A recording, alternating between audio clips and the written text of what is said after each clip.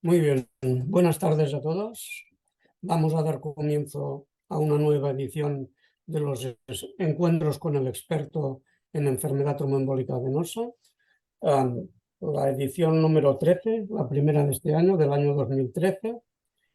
El título es Estratificación del riesgo en los pacientes con embolia pulmonar, importancia y limitaciones, y la va a dar el doctor David Jiménez.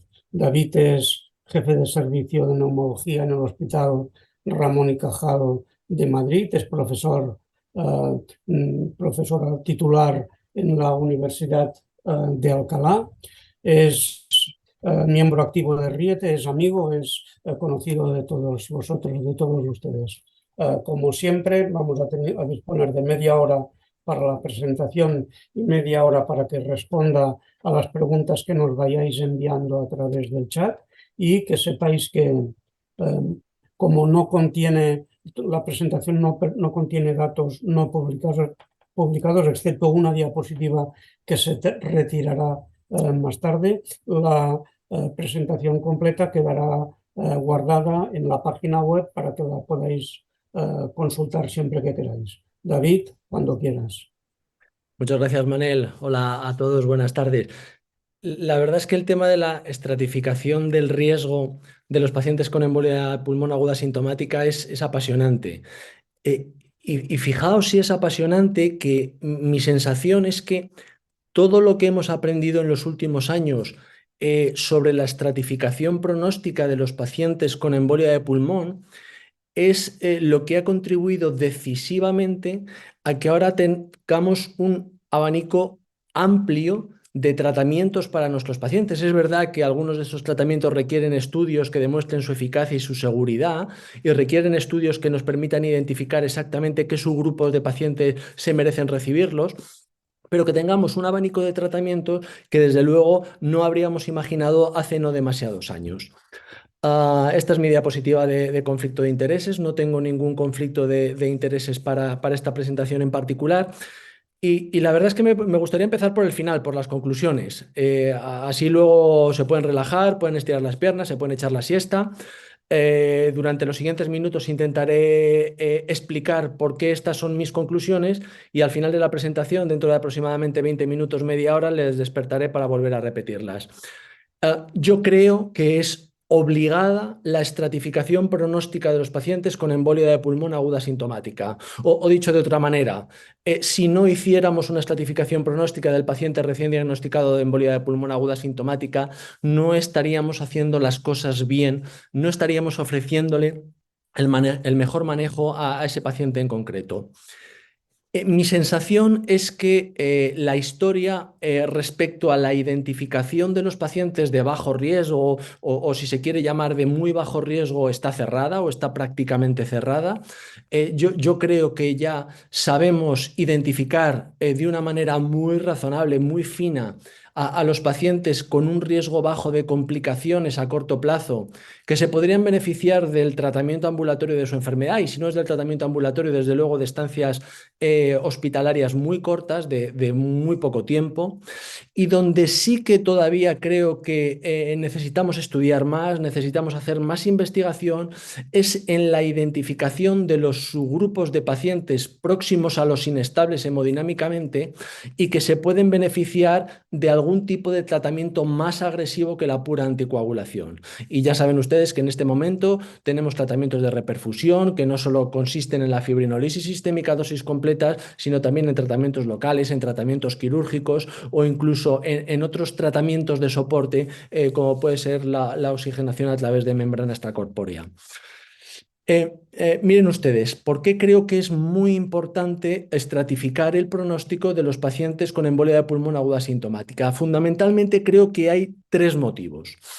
El primero, que es la consistencia de la evidencia detrás de este motivo todavía no es demasiado robusta, pero aún así tenemos ya algunos datos que nos hacen pensar que la estratificación pronóstica podría hacer que nuestros pacientes con embolia de pulmón aguda sintomática vivieran más y vivieran mejor.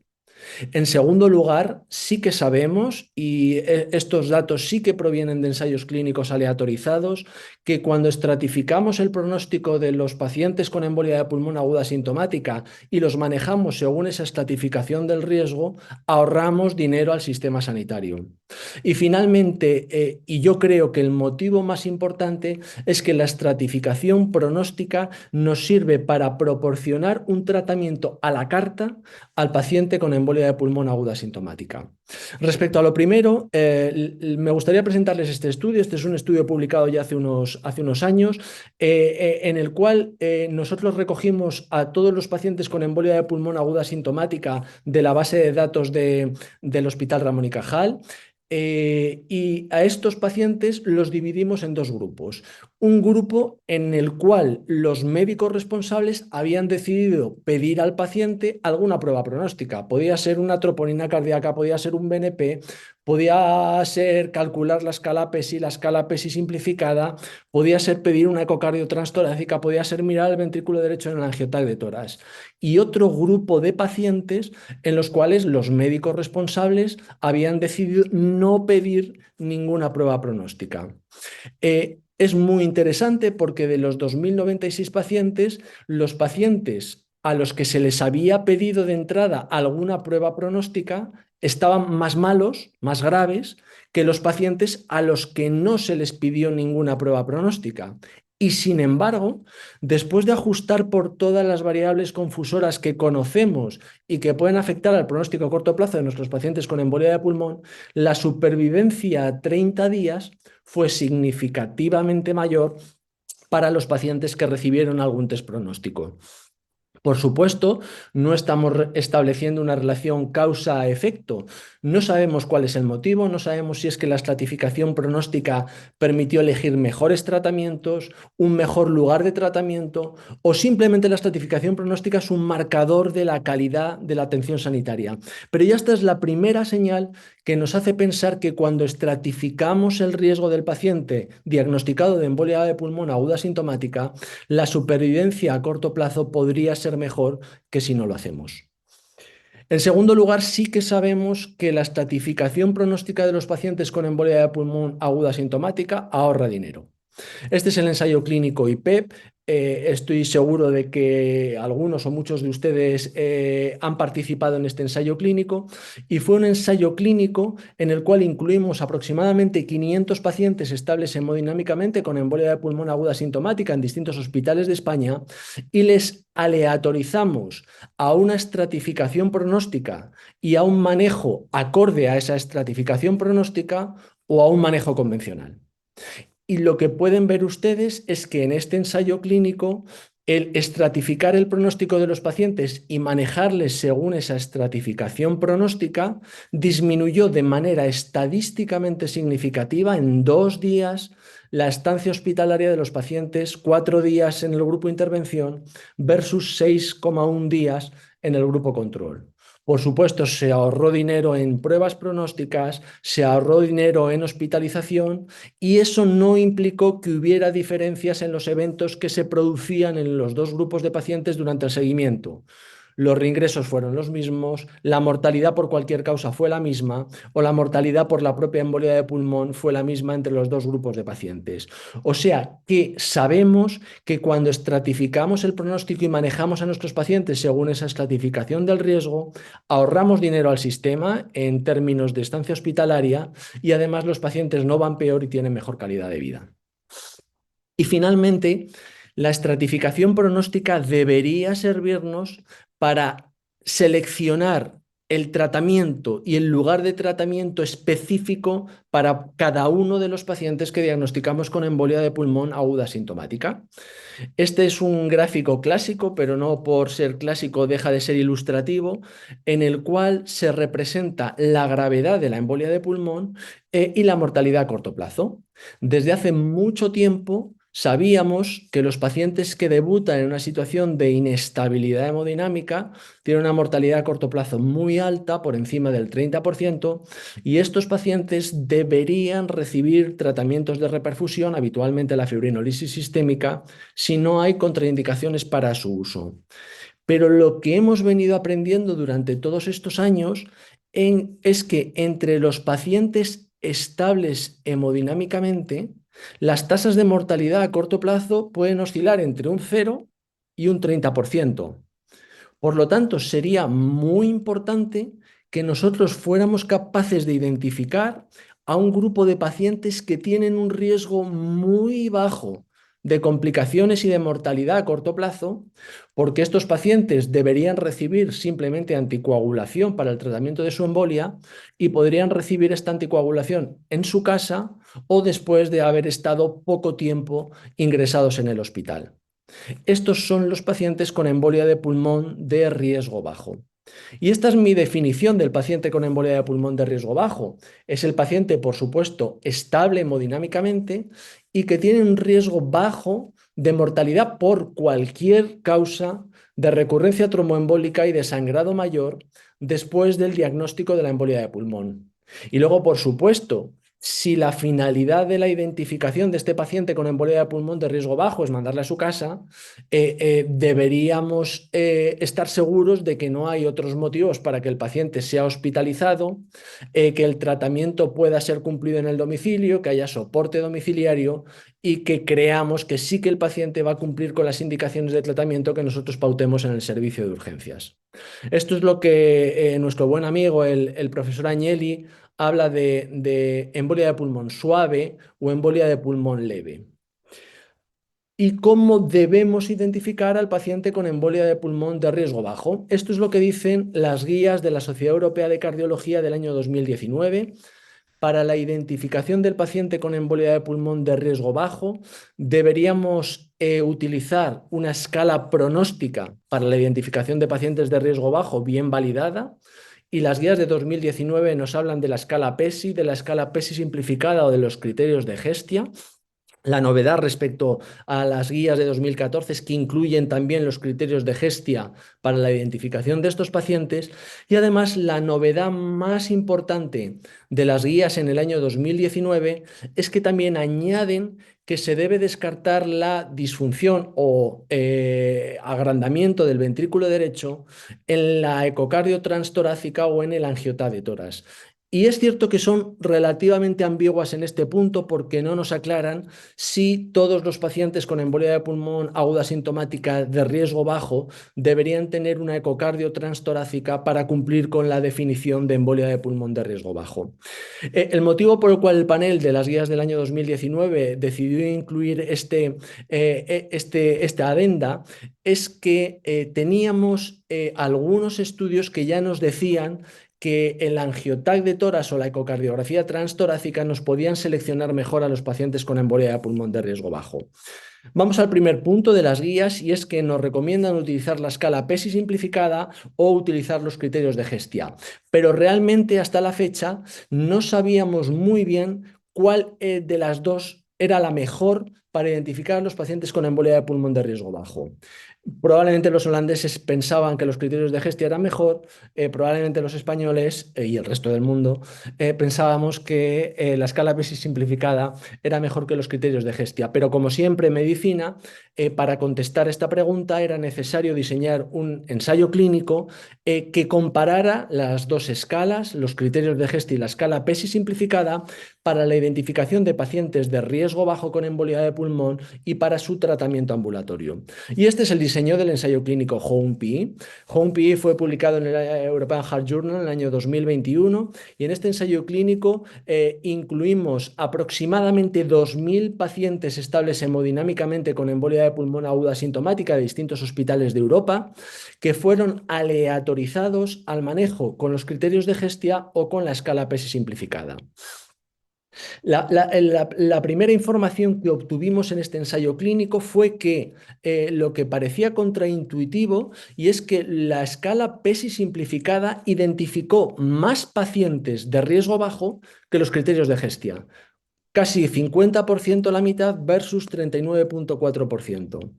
Sin embargo, y esto no es una limitación de la escala PESI simplificada, es probablemente una limitación del ensayo clínico, los clínicos responsables de los pacientes no le hicieron caso a la escala PESI simplificada en un mayor número de casos que con los criterios de Hestia, de tal manera que al final del día el porcentaje de pacientes que fueron tratados domiciliariamente fue el mismo, 38,4% con los criterios de Hestia, 36,6% con la escala PESI simplificada.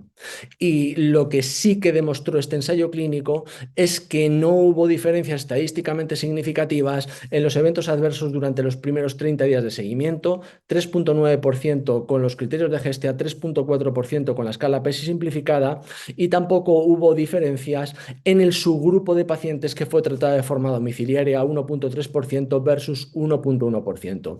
O dicho de otra manera, el mensaje clínico de HOME-PE es que podríamos utilizar los criterios de Hestia o la escala PESI simplificada para la identificación de pacientes de riesgo bajo que podrían ser tratados en su domicilio.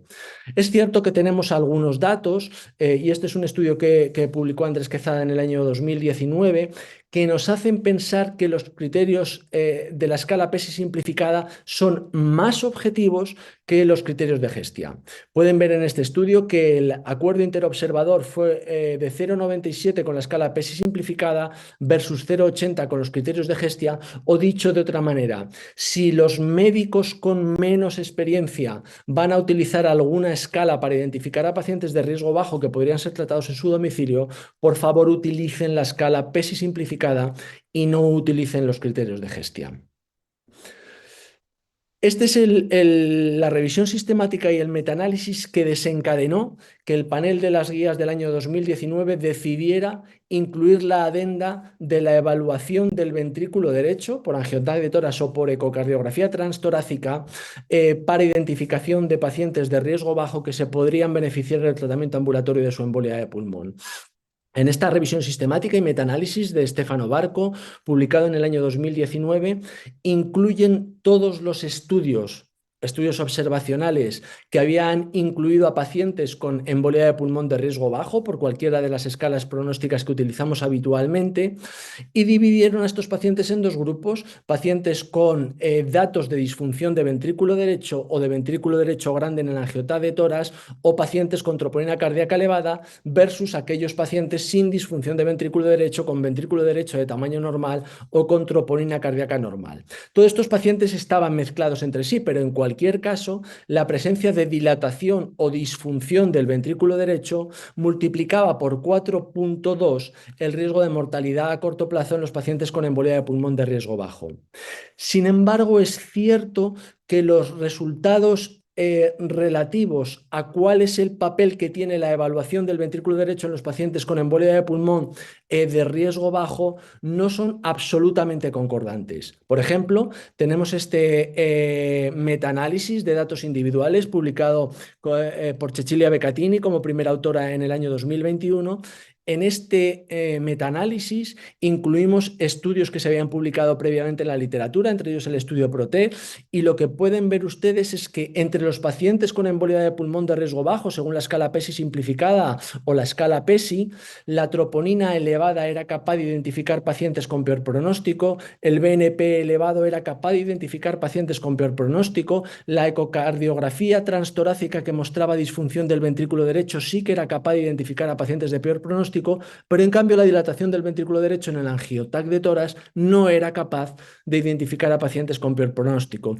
Y para complicar un poquito más las cosas, este es un metaanálisis que publicamos en nuestro grupo en el año 2020, en el cual pueden ver ustedes que la disfunción del ventrículo derecho en la ecocardiografía transtorácica solo era capaz de identificar a aquellos pacientes con embolia de pulmón de bajo riesgo y un riesgo aumentado de mortalidad por la propia embolia de pulmón durante los primeros 30 días de seguimiento de su enfermedad. Dada estos resultados discordantes, tenemos datos muy recientes procedentes del registro RIETE, en el cual quisimos aprender cuál era el mejor método para cumplir las recomendaciones de las guías de la Sociedad Europea de Cardiología y evaluar el ventrículo derecho entre los pacientes con embolia de pulmón de riesgo bajo. Les puedo decir, y estos datos están enviados hace más de un mes a la revista JAMA Cardiology, que la presencia de un ventrículo derecho dilatado en el angiotá de tórax es un buen marcador del paciente con embolia de pulmón de riesgo bajo, según una escala clínica pronóstica, que probablemente se merecería una estancia hospitalaria, aunque sea una estancia hospitalaria corta. Hay otro aspecto que también es importante y que me gusta siempre subrayar, y es que las escalas clínicas pronósticas, los esquemas de estratificación del riesgo ayudan al clínico, pero no suplantan la decisión del clínico. Y me gustaría mostrarles estos dos pacientes. Estos dos pacientes son pacientes con embolia de pulmón de riesgo bajo según la escala PESI simplificada. Pero el paciente de la izquierda es un paciente de 79 años con una frecuencia cardíaca de 108 latidos por minuto, una tensión arterial sistólica límite, un ventrículo derecho límite y un coágulo que afecta a ambas arterias pulmonares principales.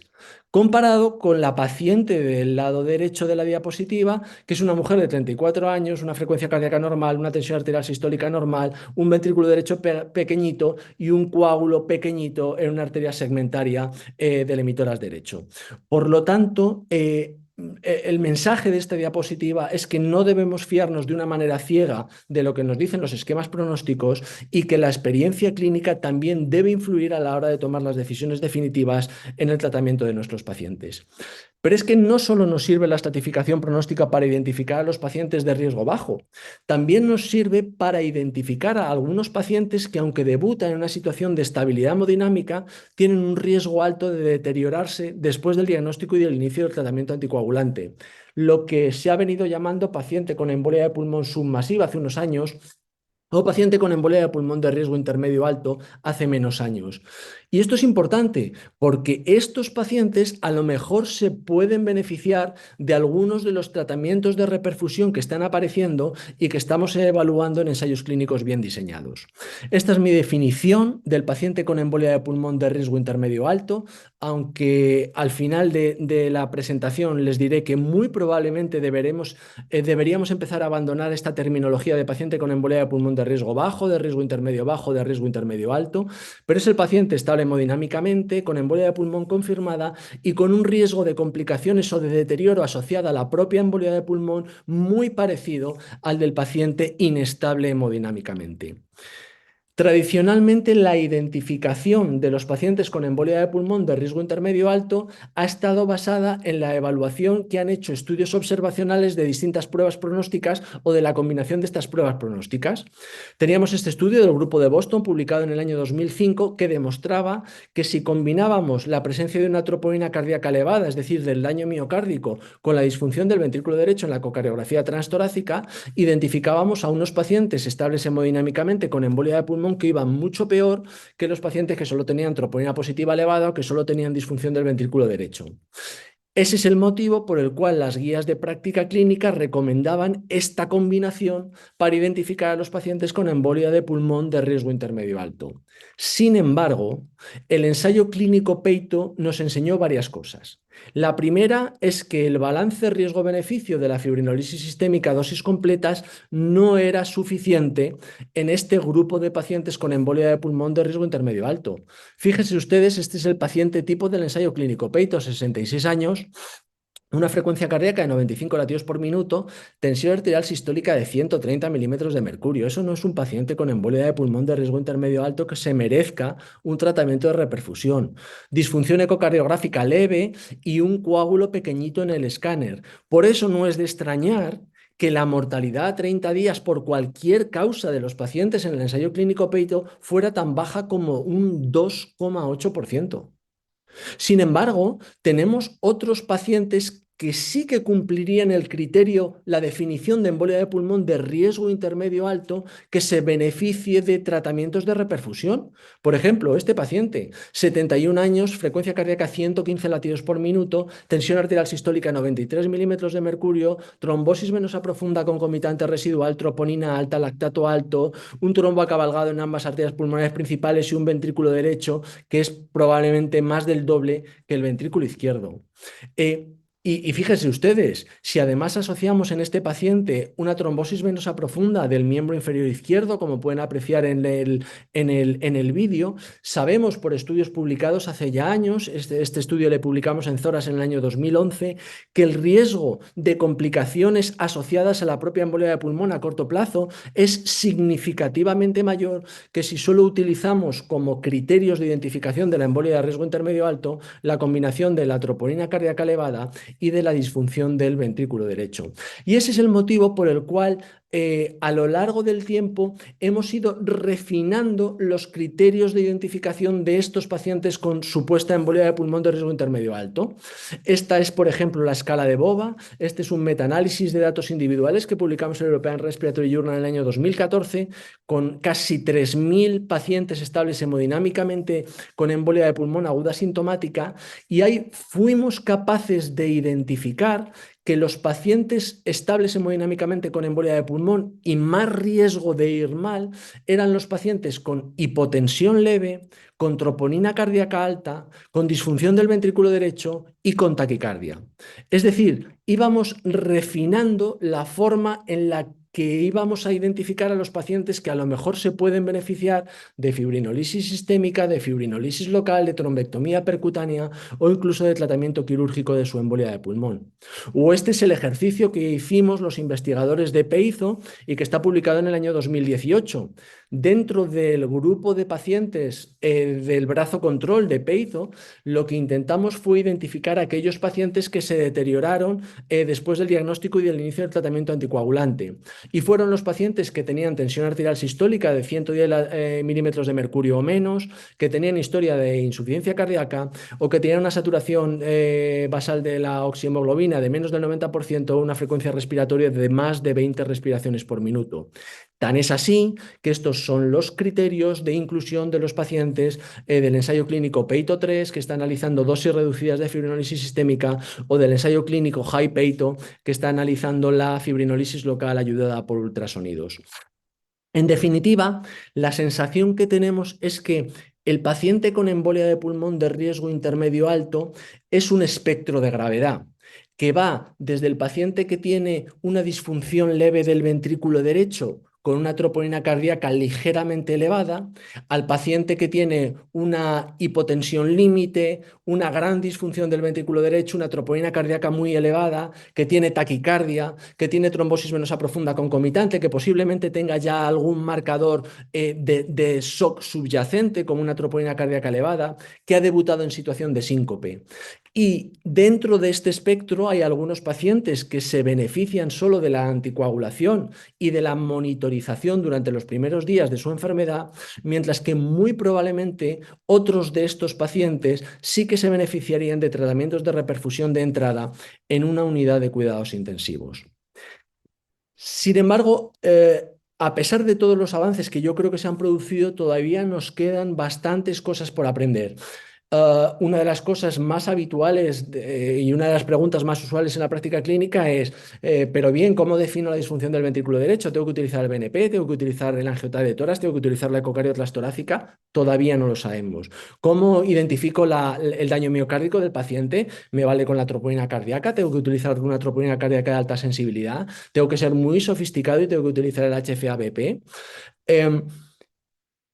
Dentro de las pruebas pronósticas también necesitamos mejores definiciones de lo que es, por ejemplo, la disfunción del ventrículo derecho con la ecocardiografía. ¿Vale con una dilatación? ¿Tengo que demostrar hipoquinesia? ¿El TAPSE tiene que estar bajo? ¿Tiene que ser una combinación de varios parámetros? Hay una cosa que, en mi opinión, hemos hecho de manera muy equivocada durante mucho tiempo, y es establecer puntos de corte dicotómicos con el mismo punto de corte para el test pronóstico, con independencia de para qué queramos usarle. ¿Qué quiero decir con esto? Parece razonable que utilicemos pruebas pronósticas muy sensibles si lo que queremos hacer es dar de alta a los pacientes con embolia de pulmón de riesgo bajo. No queremos que se nos pase ningún paciente que podría llegar a complicarse, mientras que probablemente deberíamos utilizar pruebas más específicas para los pacientes a los que les vamos a someter al riesgo de un tratamiento de reperfusión, y el riesgo de sangrado es evidente. Dicho de otra manera, Por ejemplo, con la frecuencia cardíaca, es posible que debiéramos utilizar una frecuencia cardíaca más baja para identificar al paciente de riesgo bajo y una frecuencia cardíaca más alta para identificar al paciente con embolia de pulmón de riesgo intermedio alto. Y de hecho, Riete ya tiene publicados algunos datos que van en esa línea. Es posible que los puntos de corte de las pruebas pronósticas deban ser distintos en función del tratamiento y del lugar de tratamiento que queramos ofrecer a nuestros pacientes. Y luego, finalmente, una cosa muy importante, no solo para la práctica clínica, que también, sino para el diseño de los ensayos clínicos, y es cómo monitorizamos la respuesta de nuestros pacientes al tratamiento que les aplicamos. El paciente que debuta en situación de embolia de pulmón de riesgo intermedio alto y decido monitorizarle en una unidad de cuidados intermedios o en una unidad de cuidados intensivos, ¿cómo sé yo que ese paciente evoluciona bien? ¿Tengo que repetirle la ecocardiografía torácica todos los días? ¿Tengo que hacerle un BNP y una troponina cardíaca todos los días? ¿Me basta con medir la frecuencia cardíaca y la tensión arterial sistólica de ese paciente diariamente? Eso es una cosa que todavía no somos capaces de responder y que es muy importante para nuestra práctica clínica. Y después de haber dicho todo esto y después de haber ocupado 25 minutos del tiempo, les quería decir que es posible, si somos capaces y somos suficientemente convincentes, que dentro de unos meses o de unos años todo lo que les he contado no valga para nada. Y no valga para nada porque acabamos de presentar una propuesta que, en nuestra opinión, va a revolucionar la estratificación pronóstica de los pacientes con embolia de pulmón aguda sintomática. Para ser muy breve, lo que pretendemos es poder desarrollar una calculadora que utilice datos del registro Riete de tal manera que esa calculadora sea capaz de estimar el riesgo de complicaciones a corto plazo de ese paciente con los test pronósticos que se dispongan para ese paciente en particular. Una vez establecido el riesgo de complicaciones para ese paciente particular, nosotros habremos establecido unos puntos de corte de complicaciones que permitirían un balance riesgo-beneficio suficiente para cada una de las técnicas de reperfusión que podemos utilizar: fibrinolisis sistémica, dosis completas, fibrinolisis sistémica, dosis reducidas, tratamientos percutáneos o tratamientos quirúrgicos, y los lugares de aplicación de esas técnicas, anticoagulación en el domicilio, estas técnicas en unidades de cuidados intermedios, en función de una revisión sistemática de la literatura y de un metaanálisis de los riesgos de complicaciones asociados a cada una de ellas. Por lo tanto, pasaremos de un esquema en el cual los pacientes serán identificados como pacientes con embolia de pulmón de riesgo bajo, pacientes con embolia de pulmón de riesgo intermedio bajo, riesgo intermedio alto, riesgo alto, a un esquema en el que el paciente será identificado como paciente subsidiario de tratamiento anticoagulante en el domicilio, paciente subsidiario de tratamiento anticoagulante durante una estancia hospitalaria breve, paciente subsidiario de tratamientos percutáneos sin fibrinolisis, paciente subsidiario de fibrinolisis sistémica dosis completas o paciente subsidiario de tratamiento quirúrgico. Por lo tanto, acabo ya. Probablemente el mensaje más importante es la estratificación pronóstica del paciente con embolia de pulmón ha ayudado mucho a avanzar en el manejo de estos pacientes. Utilícenla, por favor, en su práctica clínica. Nada más, muchas gracias por la atención. Muy bien, muchas gracias, David. Muchas gracias por tu presentación, por la claridad y por ajustarte al tiempo. Vamos a empezar con las preguntas que te va a ir enviando la audiencia, casi 100 asistentes en directo. De momento habíamos recibido ya previamente por correo algunas preguntas, de manera que empezaremos por esta, pero os pido a los asistentes que enviéis las dudas, las preguntas que tengáis a través del chat y David las irá contestando. Tenemos una pregunta de Francisco Rivera, que nos habla de su experiencia con trombectomías y con tratamiento invasivo en los pacientes con embolia pulmonar, y te pregunta, en tu opinión, David, ¿cuáles son los candidatos ideales a tratamiento invasivo? Ya sé que ya lo has comentado, sobre todo en la última diapositiva y en las anteriores, pero de una manera sencilla, clara. En este momento, los pacientes inestables hemodinámicamente con embolia de pulmón aguda sintomática deben recibir tratamiento de reperfusión, eso no tenemos ninguna duda, a pesar de que la evidencia que lo sustenta no es no es tampoco demasiado robusta. Tengan en cuenta que el ensayo clínico que demostró que la fibrinolisis sistémica era eficaz para los pacientes con embolia de pulmón mayor, que llamaban en ese ensayo inestables hemodinámicamente, fue un ensayo clínico de un grupo de cardiólogos mexicano que reclutó 8 pacientes. Y tuvieron que parar el ensayo porque después de reclutar 8 pacientes vieron que se morían los 4 que recibían solo anticoagulación, mientras que vivían los 4 que recibieron también streptokinasa. Esos pacientes deben recibir tratamientos de reperfusión. Lo que decimos en el consenso español publicado en el año 2021 es que si no hay contraindicaciones para su uso, la fibrinolisis sistémica a dosis completa es el tratamiento de reperfusión ideal para estos pacientes. En los casos en los que haya contraindicaciones relativas, nosotros aconsejamos en ese consenso hacer fibrinolisis local acompañada o no de tratamientos locales, me refiero a trombectomías, aspiraciones, extracciones, y en los casos en los que hay una contraindicación absoluta para la fibrinolisis, en esos casos recomendamos tratamiento quirúrgico o bien tratamientos percutáneos. Lo que es cierto es que la estratificación actual que recomiendan las guías de práctica clínica tiene una pretensión de poner puertas al campo, es decir, el ensayo clínico Peito nos dice que la fibrinolisis sistémica a dosis completas no tiene un balance riesgo-beneficio adecuado para los pacientes con embolia de pulmón de riesgo intermedio alto y por ese motivo no recomendamos ningún tratamiento de reperfusión para los pacientes con embolia de pulmón de riesgo intermedio alto. Aunque es verdad que todavía no tenemos una evidencia en función de ensayos clínicos suficientemente contrastada, tengan en cuenta que yo solo conozco 2 ensayos clínicos publicados con un total de 140 pacientes que hayan evaluado la eficacia y la seguridad en términos hemodinámicos de estas técnicas en pacientes con embolia de riesgo intermedio alto, el ensayo Canary, recientemente publicado en JAMA Cardiology, y el ensayo clínico Última, publicado hace unos años en Circulation. Aunque no tengamos suficiente evidencia, es verdad que todos tenemos la sensación, y de hecho algunos lo practican en su clínica habitual, de que hay algunos pacientes con embolia de pulmón de riesgo intermedio alto que sí que se podrían beneficiar de alguno de estos tratamientos percutáneos. Y ese es el motivo que justifica nuestra nueva forma de estratificar el riesgo de los pacientes con embolia de pulmón.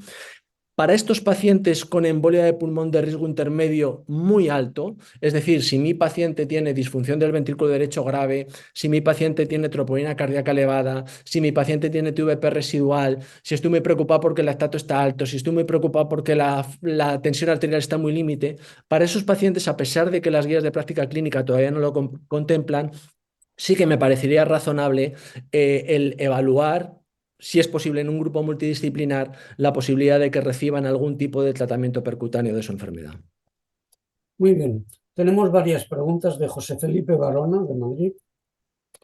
Una de ellas dice, si no hay posibilidad de ingresar a nuestro paciente en cuidados intensivos, paciente con embolia pulmonar de riesgo intermedio alto, y lo hemos de tratar en planta.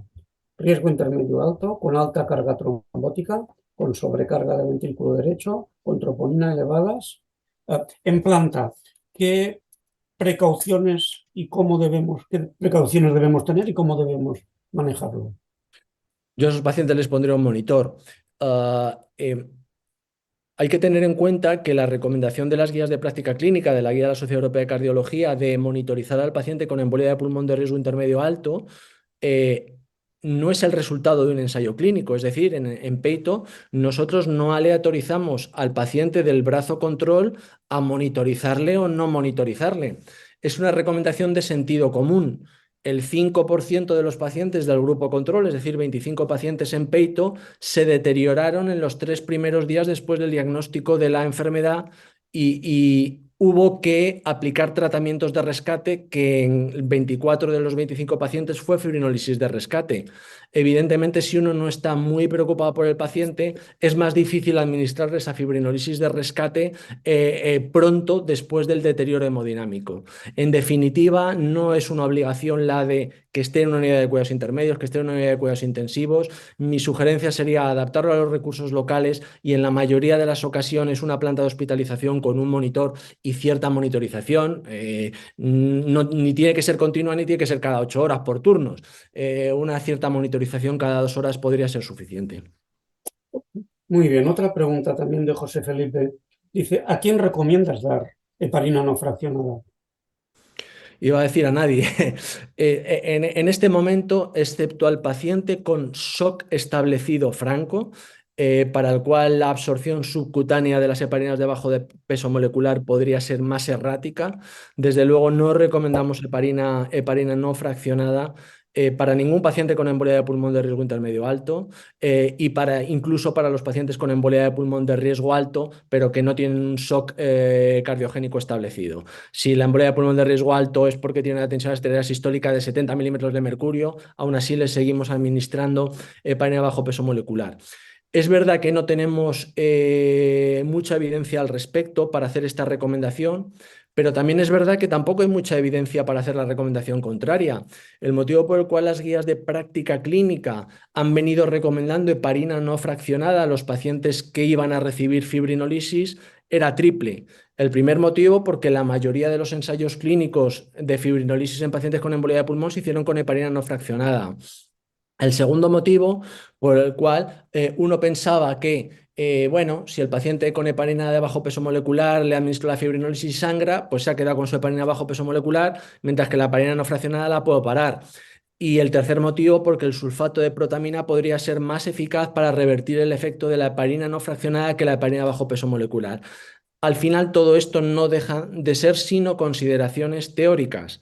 En la práctica es insufrible, imposible prácticamente conseguir niveles terapéuticos de heparina no fraccionada en las primeras horas después del diagnóstico e inicio del tratamiento anticoagulante de los pacientes con embolia de pulmón. Tenemos muy buena experiencia en peito. En peito nosotros enrolamos 35 pacientes y fue un martirio el conseguir los tiempos de cefalina adecuados en nuestros pacientes. Y sabemos por estudios muy antiguos de Rush-Hall que si no conseguimos tiempos de cefalina adecuados en las primeras horas, estos pacientes tienen un riesgo aumentado de recurrencias a corto, a medio y a largo plazo. Por lo tanto, si el paciente no está en shock, utilicen heparinas de bajo peso molecular para sus pacientes. Gracias, David. A partir de ahora te voy a pedir, si posible, brevedad, porque están llegando muchas preguntas. La última de José Felipe Barona es, ¿qué hacéis ante un paciente con embolia pulmonar y una obesidad mórbida, por ejemplo, más de 150 kilos? En la mayoría de las ocasiones, heparina de bajo peso molecular. ¿Dosis capadas? No. Una pregunta de Reina Valle. Todos ellos, los que te voy a decir, todos te felicitan la excelente presentación, con lo cual no lo voy a repetir y mencionaré solamente las preguntas. Porfa, hazlo. Reina pregunta, ¿qué papel tiene la eco de extremidades inferiores para descartar TVP en la decisión de enviar a un paciente con embolia pulmonar aguda sintomática de riesgo bajo a domicilio? La respuesta es, los datos del estudio PROTEN nos dicen que la trombosis venosa profunda residual en pacientes con embolia de riesgo bajo no debería influir demasiado.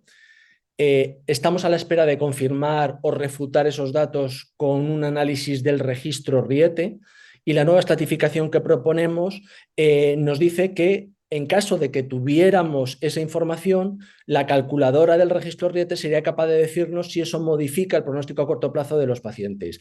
Para ser breve, no recomiendo la realización rutinaria de una ecografía de miembros inferiores en el paciente con embolia de pulmón de riesgo bajo. Gracias. Como me has pedido que lo lea, No. Ferran García Bragado dice, excelente conferencia, David, más preguntas que respuestas en tu presentación. Por tanto, una muestra más de la evolución de los conocimientos en el campo de la embolia pulmonar. Enhorabuena. Javier Gutiérrez Guisado dice, me ha encantado, David, pero ¿y del oxígeno en el manejo de la embolia pulmonar? ¿Qué nos puedes decir?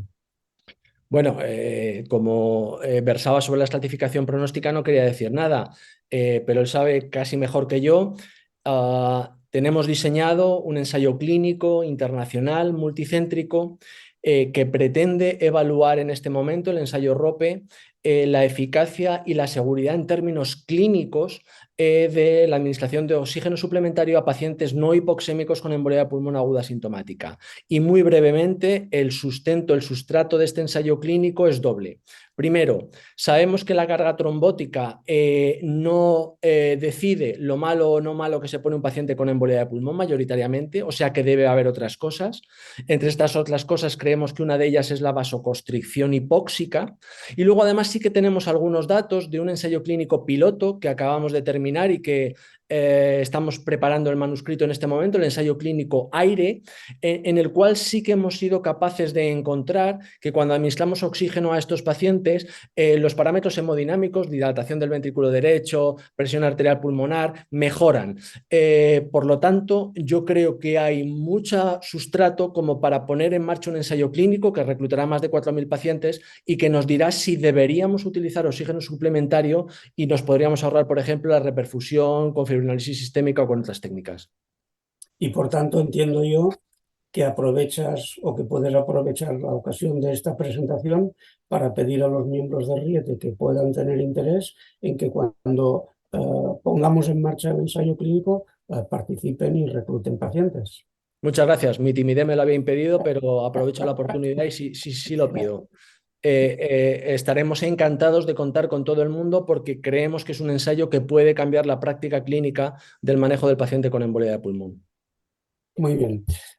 Juanjo López Núñez, de Badalona, te felicita también, dice, en relación a la determinación de la troponina para estratificar el riesgo.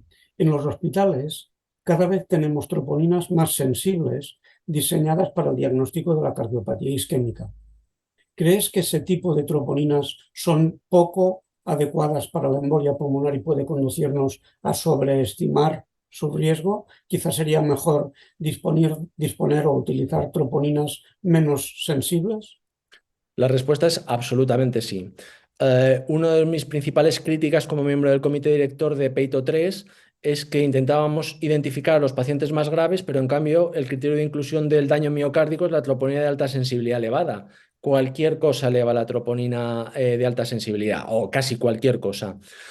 Por lo tanto, y además tenemos datos ahora muy recientes que hemos analizado de la cohorte PROTE, están mandados a publicar a JAMA Internal Medicine, en los que encontramos que la troponina de alta sensibilidad modifica la estratificación del riesgo de los pacientes, pero no hace que los pacientes vayan mejor. Por lo tanto, estoy de acuerdo, yo seguiría utilizando troponinas normales para estratificar el riesgo de los pacientes con embolia de pulmón. Una pregunta de José Luis Lobo, que también te felicita, y pregunta, ¿crees que la ecografía venosa podría tener todavía alguna utilidad en los pacientes de muy bajo riesgo? De hecho, ya has contestado a esta pregunta, de manera que... ¿y en los de riesgo intermedio? Nuestros datos publicados en Zoras sí que nos hacen pensar que los pacientes con disfunción del ventrículo derecho, con daño miocárdico, la presencia de TVP residual es otro factor más. En general, mi interpretación de todas estas cosas es la siguiente. La acumulación de factores de mal pronóstico es una cosa que me va moviendo de anticoagular y vigilar un poco al paciente con embolia de pulmón de riesgo alto a meterle en una unidad de cuidados intensivos y contemplar seriamente la posibilidad de la reperfusión. Esto es lo mismo que con el trombo en cavidades cardíacas derechas. Si el paciente tiene un trombo en cavidades cardíacas derechas pues, y no tiene nada más, pues a lo mejor no me preocupa mucho. Pero si tiene el trombo en cavidades cardíacas derechas y además tiene 150 de frecuencia cardíaca, y además tiene 100 de sistólica, y además tiene un lactato de 4, y además tiene una troponina de 5, y además el ventrículo derecho se mueve mal, todos son factores que se van acumulando y que me hacen modificar mi balance de riesgo-beneficio en favor de cualquier tratamiento de reperfusión. Por lo tanto, la respuesta es sí.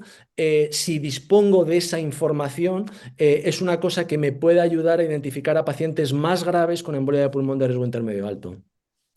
Una pregunta de Marisa Pérez. Marisa, como sabes, trabaja mucho con pacientes oncológicos. También te felicita. Y dice, ¿crees que esta calculadora de la que hablas puede aportar beneficio en los casos de embolia pulmonar incidental? Y otra pregunta, ¿y en el paciente oncológico, independientemente de si la embolia es sintomática o no? Si se refiere a embolia de pulmón incidental asintomática, Entiendo. mi respuesta de entrada, sin ningún dato que me apoye, es no. Toda la estratificación pronóstica se ha hecho en base a pacientes sintomáticos con embolia de pulmón. Mi sensación es que el paciente asintomático es un paciente que no va a tener troponina cardíaca elevada, es un paciente que no va a tener disfunción del ventrículo derecho. Quiero decir, es un coágulo que por el motivo que sea no le ha producido ninguna repercusión sintomática y probablemente si tuviera que clasificarlo desde un punto de vista pronóstico, lo clasificaría en un estrato bajo. Otra cosa distinta es el paciente oncológico con una embolia de pulmón, incidental o no, sintomática. Para esos pacientes, yo creo que también hay pacientes que se benefician de tratamientos de reperfusión, aunque tengan un cáncer. También hay pacientes con cáncer, o a lo mejor incluso particularmente pacientes con cáncer que se benefician del tratamiento domiciliario de su enfermedad tromboembólica venosa, porque son pacientes que están todo el día en el hospital, porque son pacientes que reciben muchas intervenciones. Y la respuesta para el paciente oncológico sintomático es sí. Yo creo que pronosticar a este paciente es también muy importante. Muy bien. Una pregunta de Álvaro Diguar, que también te felicita, y pregunta, ¿en qué perfil de paciente de bajo riesgo, sin ensanchamiento del ventrículo derecho ni otros signos indirectos de disfunción del ventrículo derecho por angioTAC, consideras que sería recomendable hacer una ecocardiografía para valorarla? O sea, cuando el TAC no detecta disfunción, ¿en qué pacientes no te quedas tranquilo y persigues el detectar disfunción haciéndole un TAC, una ecocardiografía? Esto es como todas las cosas. Hay una respuesta general y la respuesta general es en ninguno.